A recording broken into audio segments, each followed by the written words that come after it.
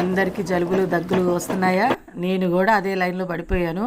అందుకే వీడియో పెట్టడానికి లేట్ అయింది. నా నోటికి కొంచెం పుల్లగా కారం కారంగా తినాలనిపించింది. గోంగూర పచ్చడి చేశాను. గొంతు బాగా పాడైపోయింది, ఎక్స్క్యూజ్ చేసేయండి. సో చూసేద్దాం గోంగూర రోటి పచ్చడి. ముందుగా ప్యాన్లో నువ్వులు వేసుకొని వేయించుకొని చిటపట అన్నప్పుడు తీసేయండి.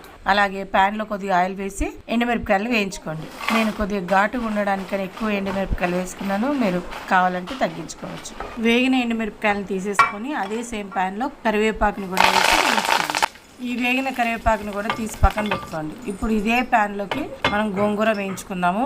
గోంగూరని 2 పెద్ద కట్టలు, ఆ పెద్ద కట్టలో మళ్ళీ 4-5 చిన్న కట్టలు ఉంటాయి. సో లెక్క కోసం చెప్తున్నాను.